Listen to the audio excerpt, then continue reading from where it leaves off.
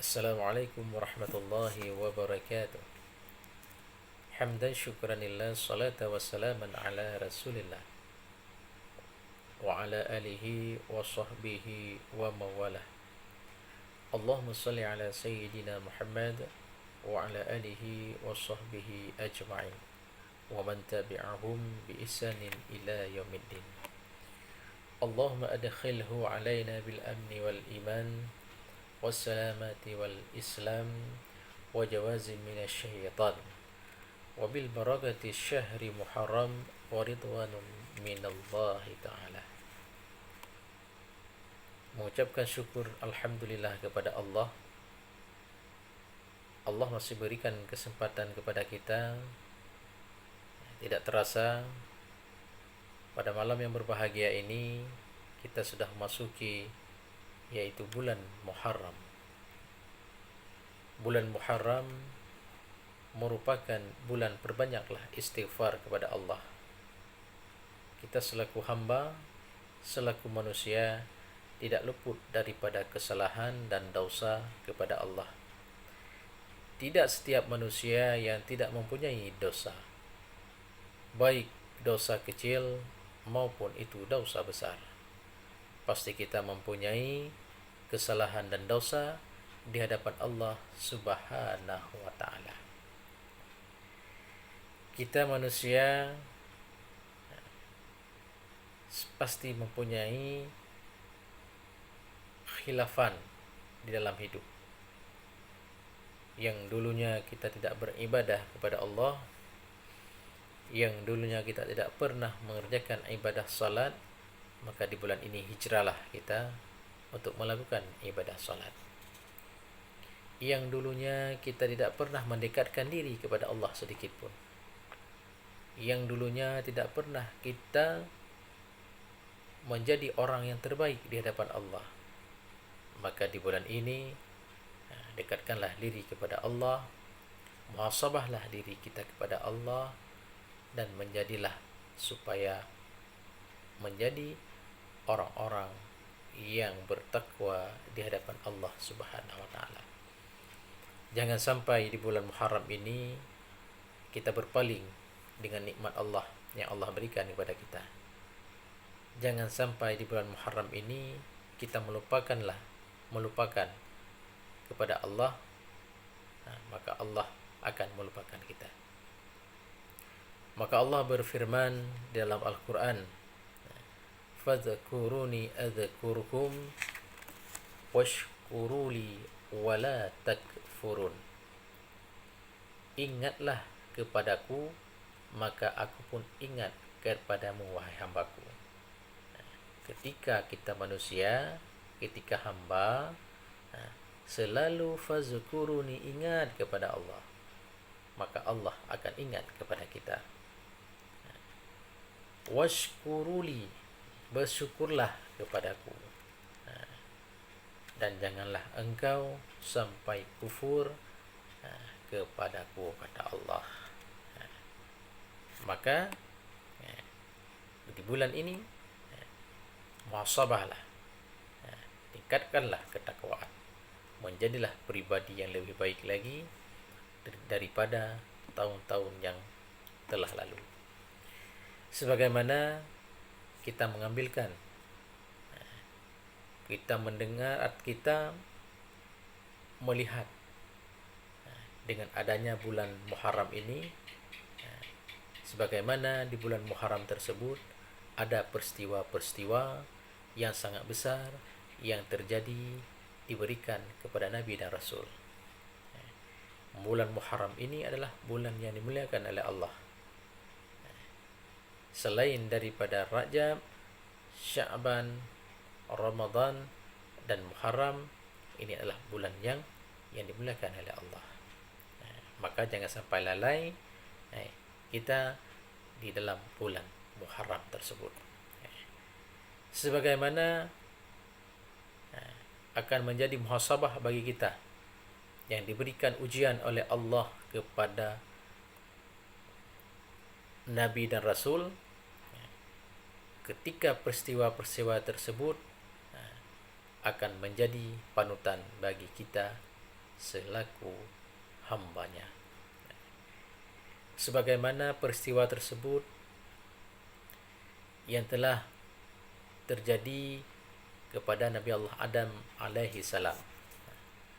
Ketika kisah Nabi Allah Adam berbuat dosa kepada Allah di dalam syurga, maka Allah mengeluarkan Nabi Allah Adam ke dalam syurga dan diterima taubat Nabi Allah Adam alaihi salam, yaitu selama 40 tahun. Maka Nabi Allah Adam bersujud selama 40 tahun. Maka Nabi Allah Adam beristighfar, memohon ampunan kepada Allah. Maka Nabi Allah Adam berdoa, Rabbana adzalamna anfusana wa illam taghfir lana wa tarhamna lanakunanna minal khasirin. Maka Nabi Allah Adam ketika berbuat dosa, Nabi Allah Adam yaitu beristighfar kepada Allah Subhanahu wa taala. Bukan Nabi Allah Adam saja, tapi ada peristiwa-peristiwa lain yang diberikan oleh Nabi Allah Yunus alaihi salam. Sebagaimana kisah Nabi Allah Yunus dalam menceritakan bahawa berdakwah Nabi Allah Yunus kepada kaumnya, dan kaumnya tersebut itu tidak mendengar yaitu kata-kata Nabi Allah Yunus. Maka singkat-singkat cerita, Nabi Allah Yunus ketika naik ke perahu, maka dilemparlah Nabi Allah Yunus ke dalam lautan. Dengan sebab apa Nabi Allah Yunus terjadi demikian? Maka Nabi Allah Yunus tidak yakin dengan datangnya pertolongan Allah Subhanahu wa taala. Maka Nabi Allah Yunus dengan izin Allah, Allah menyuruh kepada ikan nun untuk menelan Nabi Allah Yunus ke dalam perut ikan tersebut. Maka disitulah Nabi Allah Yunus alaihi salam juga beristighfar kepada Allah, la ilaha illa anta subhanaka inni kuntu minadh dhalimin. Ketika berbuat salah, yaitu Nabi Allah Yunus mohon ampunan kepada Allah. Itulah terjadi di bulan Muharram, tepat pada tanggal 10 Muharram. Nabi Allah Adam dikeluarkan, memohon ampunan kepada Allah, diterima tobat Nabi Allah Adam, yaitu terjadi di 10 Muharram. Begitu juga dengan Yunus, Nabi Allah Yunus, yaitu terjadi di 10 Muharram. Ada lagi yang diberikan oleh Allah kepada kekasihnya, yaitu Nabi Allah Ibrahim alaihi salam. Sebagaimana peristiwa Nabi Allah Ibrahim yang kita dengar-dengar di dalam kitab-kitab tersebut, Nabi Allah Ibrahim ketika itu Nabi Allah Ibrahim alaihissalam mengobrak-abrik yaitu berhala ketika masa itu. Disitulah Nabi Allah Ibrahim ditangkap oleh tentara-tentara Raja Namrud. Maka disidanglah Nabi Allah Ibrahim, disidang oleh Raja Namrud. Maka Raja Namrud tersebut diberikan hukuman kepada Nabi Allah Ibrahim alaihissalam, yaitu akan dilemparkan ke dalam api yang sangat besar. Maka Allah berkata kepada api tersebut, dengan izin Allah, Allah berkata kepada api, ya naru kuni bardan wassalaman ala Ibrahim. Wahai api, dinginkanlah engkau dan selamatkanlah hambaku, kekasihku Nabi Allah Ibrahim.